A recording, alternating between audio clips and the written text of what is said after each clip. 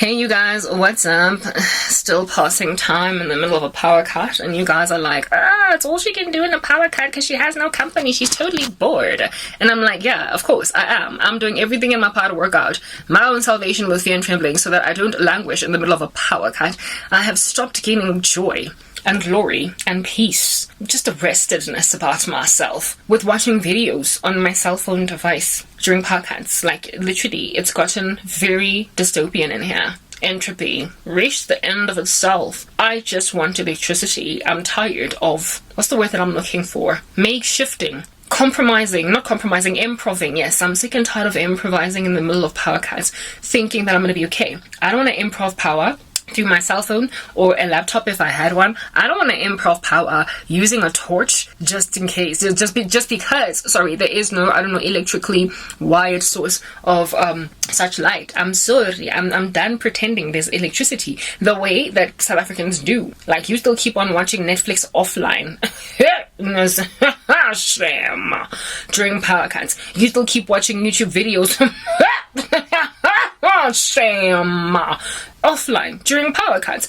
You still keep doing your work offline with your emails chilling in the outbox like frozen. It's a Michael Jackson thriller. They're only gonna wake up when it's like when the power comes on, because there is no Wi-Fi during your power cuts, because your routers are not working, so your emails are corpses, cadavers in the ground that, like Michael Jackson's Thriller music video, are waiting to be like in somebody's inbox, flooding the living daylights out of them with all of your emails at the same time when you send them, and you're pacing yourself every 15 minutes, but the dude gets them all in one sitting.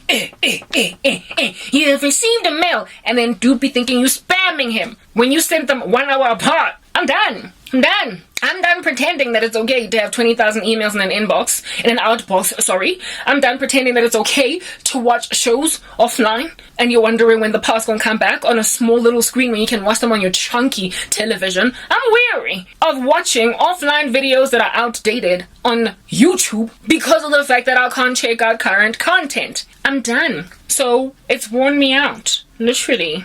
Like a flat tire. That was funny to me. I am sick and tired of being worn out like a worn out tire, okay? By just like improv. We're done. Referi it's my life thing. We're done, I get my life thing. We're done. Ha re qeta go ba dane e be re robetseng re dance mo ga ke ditse taba tsa go shapa devotion na mo lifeng mahareng a power cut because ke power cut se ke la bona. I was even dictated to na as Karabo gore ke lo jimaneng se ke la bona go jimana na mahareng a di power cut go tlo hore ha nka khatela ke mmino na o leng mo phone ya mina isa ha go ba right. Correction, sorry, I gotta go back to the English. What I wanted to say, what I was basically just kind of rapping on, lamenting about there, was the fact that I am also sick and tired of being dictated to by power cuts when I'm gonna take myself to the gymnasium, or my tantamount of it. Downloading music offline onto my cellular device so that I can use that to work out. And if I get bored with that music, with that playlist, I'm like, Gonje, oh my goodness, forgot it. Oh, who'd have thunk it? I can't get new music.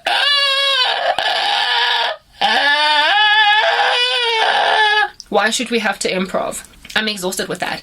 I want to work out when I want to work out, because literally working out is a mood thing. Yes, all the perfect people on the earth have a schedule, and they go there at precisely 2 p.m. every day, and they don't skip it because they're disciplined. Ugh. But some of us don't have the luxury of that discipline, because when you're sad and broken all the time, devastated, because people are taking away your, entire life, sometimes working out at 2 p.m. on the dot every day just doesn't work out. Every so often you get some kind of motivation to lift yourself off the ground at 8 p.m. at night. You get to be able to work at 8 at night if that's what you want to do, or at 10 in the morning. But in South Africa, that's what Cyril Ramaphosa says from his presidential mansion. You're not going to work out, Karabo, until I say so. I've never liked dictatorships and a fascist regime that, like, literally lords it over with an iron fist over its citizens on the ground to the point of telling you what you will watch on Netflix. Only the offline stuff.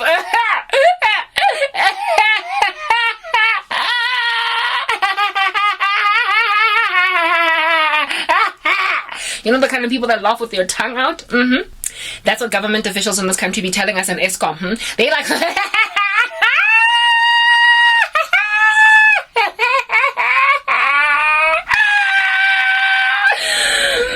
Because every so often we're gonna send you podcasts that are not scheduled. So you're not gonna have time to like download your stuff on Netflix and put it offline and watch it there. You had already outdated your downloaded content on YouTube, so I guess you're gonna have to watch all that 2-week-old stuff. Okay, Mr. Maposa, you with your money in the couch alongside a whole bunch of solar power. This is what's good. I'm done. I don't want to do it. I want to watch my show when I want to watch it. If I get bored of a series, and that's the thing about Netflix, let me just put that out there. Okay, I'm a Christian, and my family subscribes to Netflix. A whole bunch of us are on it, one like account, and I'm like, whoa, look, we've all got one account, and everybody's like jumping up and down because they've got one account. It's like, yes. And so upon me logging onto this like Netflixio machine, I have to, you know, sort of kind of train the Netflixio algorithms, if that's even a thing, to recommend to me stuff that's not so gangster. So I can't go into the account of my mom or my sisters, the little tiny avatar of my mom or my sister, because, you know, they watch shows that, you know, don't grieve their spirits, because they don't yet have the Holy Spirit. And so for those reasons, they can totally take in their stride a whole bunch of expletive.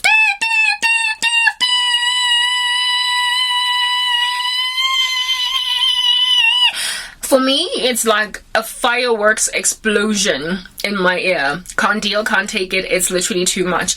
So I kind of train Netflix to like not recommend to me stuff that has a way too much profanity. If I can avoid it at all, it is perfect. And of course, no sex, this, blah, blah, blah, blah, blah, blah. So my Netflix looks like the television viewing of a person in like the 1970s or something. You know, it's still kind of, you know. Girl, where do you come from? The 1900s? I wish I was born then, but unfortunately, being a black girl, I probably wouldn't have been happy. So I guess we do 2023. Listen up, you guys. I don't want to be like restricted to checking out random stuff. So as a result, under heaven of me not wanting Netflix to like, you know, tarnish my walk with God, because, you know, the eye is the lamp to the body, and if your eye is dark, how grand is that darkness? You know what I mean? So sometimes I start a show on Netflix thinking it's okay, of course there's no there. And then second episode, it gets bad. And the thing about the agenda of the planet of entertainment out there, this thing just needs to like keep itself in a bunch. And the thing about the agenda of the entertainment industry out there in the world is that they are stealthy, they're surreptitious, they're clandestine, they worm their way in very, like I said, clandestinely, like a wormy little guy that's not in your, what the stealth of the entertainment industry is similar to. It's like a married man that like pursues you and woos you, taking off his like ring and stuff like that, and you don't know the dude is all up in like, you know, married, and then you fall violently in love with him, and then you find like a ring in his pocket, or he just happens to come clean and is like, look, I really love you, and my wife is like a dirtbag, and I just feel like you're so much, I'm sorry.